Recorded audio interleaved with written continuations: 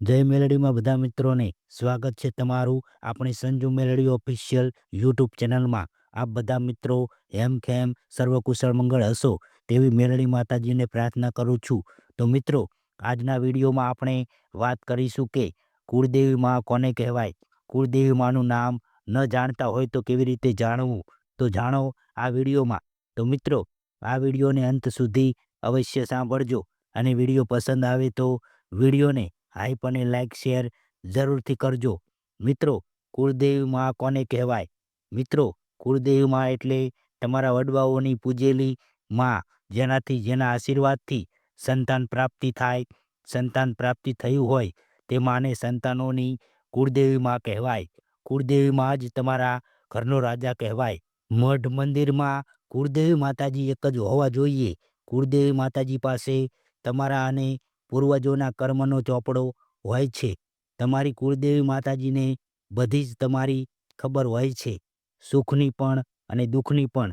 તમારાથી કયા ગુના ક્યારે થયા છે, કઈ ભૂલ ક્યારે થઈ છે, એ બધી જ હિસાબ તમારી કુળદેવી માતાજી જોડે હોય છે। તમારું કલ્યાણ તમારી કુળદેવી માતાજીને રાજી કર્યા વગર બીજા કોઈ દેવ કરી શકતા નથી। તમારી કુળદેવી માતાજીની રજા લીધા વગર કોઈ કાર્ય શક્ય નથી। જો કુળદેવી માતાજીને પૂછ્યા વગર બીજી માતાજીને પૂજવા લઈ આવો તો બંને વચ્ચે ઝઘડા થાય છે। તમારી કુળદેવી માતાજી નારાજ થાય છે। તમારી કુળદેવી માતાજીનું સત તૂટવા લાગે છે। કેમ કે કુળદેવી માતાજી એક એવી વસ્તુ છે જે તમને સતના માર્ગ ઉપર લઈ જવા સંકેત આપતી હોય છે।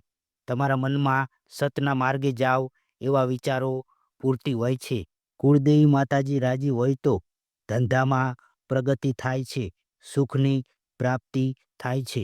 કુળદેવી માતાજીને રાજી કરવા માટે મંગળવારના ઉપવાસ તમારે કરવા જોઈએ। મિત્રો, જે પણ વ્યક્તિને કોઈ દેવદુઃખ છે, કોઈ કર્મની કઠણાઈ છે, કોઈ મનોકામના પૂર્ણ થતી નથી, એમને એવું લાગે છે કે અમારા કુળદેવી માતાજી રાજી નથી, એમને કુળદેવી માતાજીને રાજી કરવા માટે મંગળવારના ઉપવાસ કરવા જોઈએ। માતાજીને સુખડી અને શ્રીફળ ધરાવી પછી જ પહેલા માતાજીને કુળદેવીને જમાડીને પછી તમારે જમવું જોઈએ। મિત્રો, જો કદાચ તમે કુળદેવી માતાજીના મઢે પૂનમ ભરવા જાઓ તો માતાજી પ્રસન્ન થાય છે।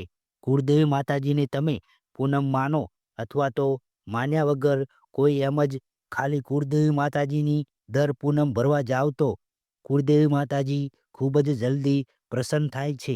કુળદેવી માતાજીના મઢે વર્ષમાં એકવાર જ્યારે આઠમ આવે છે ત્યારે બધા જ પરિવારો ભેગા થઈ અને કુળદેવી માતાજીના મઢે દર્શન કરવા જવું।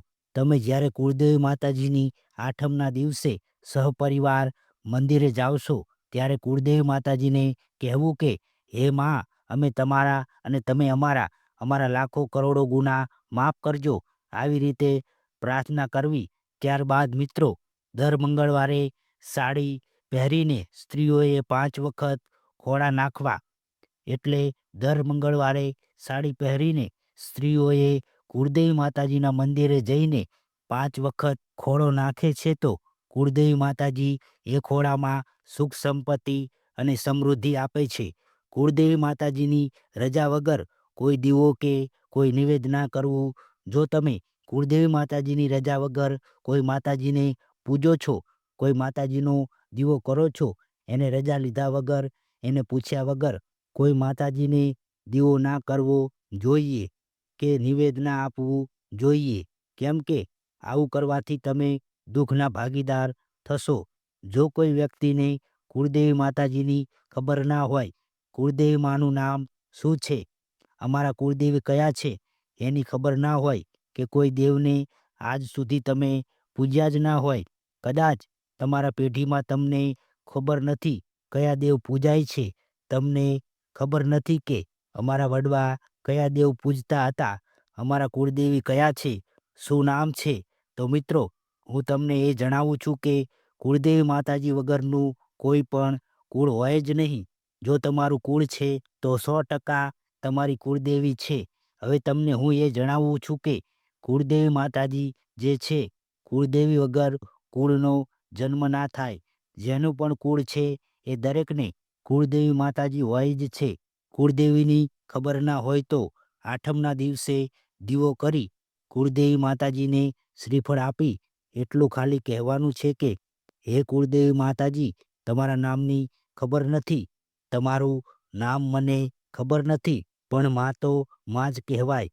એટલે એમનો એક દીવો કરી અને એમ કહેવું કે હું આ એક શ્રીફળ અને દીવો આપું છું, તમે આ શ્રીફળ અને દીવો સ્વીકાર કરજો અને આ દીવાઓથી તમે રાજી થજો. મિત્રો, કુળદેવી માતાજીને ચોખાનું નિવેદ ચડતું હોય છે, તો એ ચોખાનું નિવેદ આપી અને તમારા કુળદેવી માતાજીને એટલી પ્રાર્થના કરવાની છે કે હે માં, હું તમને બે હાથ જોડીને અને હૃદયપૂર્વક પ્રાર્થના કરું છું કે માં, તમારું નામ, તમારું ઠામ ઠેકાણું મને કંઈ પણ ખબર નથી, તો હે કુળદેવી માતાજી, મને સપને આવીને દર્શન આપજો.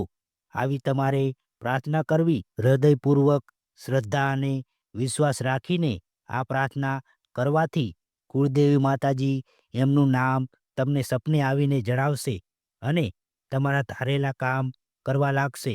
મિત્રો, મેં જે પણ આ વિડીયોમાં જણાવ્યું છે એ તમે અનુસરશો તો તમારા ઘરમાં કુળદેવી માતાજીનો વાસ થવા લાગશે. કુળદેવી માતાજીનો વાસ જો તમારા ઘરમાં, તમારા કુટુંબમાં, તમારા જે વ્યવસાયમાં જો થઈ જશે તો ધંધામાં પ્રગતિ, સુખની પ્રાપ્તિ થવા લાગશે. અને મિત્રો, તમને કુળદેવી માતાજીના આશીર્વાદ મળવા લાગશે. તો ઘણા ખરા એવા દુઃખો લાઈફમાં, જીવનમાં પડે છે, એનાથી તમે રાહત મેળવી શકો છો અને કુળદેવી માતાજીની અસીમ કૃપા મેળવી શકો છો. તો મિત્રો, તમે આ વિડીયો કયા ગામ, તાલુકા, જિલ્લા, શહેરમાંથી જુઓ છો તે કોમેન્ટ બોક્સમાં જરૂરથી જણાવજો. તો ચાલો મિત્રો, આ વિડીયોમાં આટલું જ. જો વિડીયો તમને ગમ્યો હોય તો આ વિડીયોને હાઈપ અને લાઈક શેર જરૂરથી કરજો. આ વિડીયોને એવા 3 માણસને મોકલજો જે દેવ દુઃખથી ગુજરતા હોય અને જેમને કુળદેવી માતાજીની ખબર ના હોય. એવા 3 માણસને મોકલવા નમ્ર વિનંતી છે અને કોમેન્ટ બોક્સમાં સાચી શ્રદ્ધાથી તમારા કુળદેવી માતાજીનું નામ લખવાનું ભૂલતા નહીં.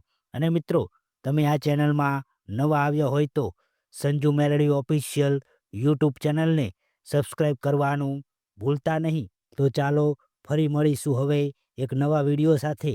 ત્યાં સુધી જય મેલડીમાં, જય કુળદેવી માતાજી, હર હર મહાદેવ, જય શ્રી રામ.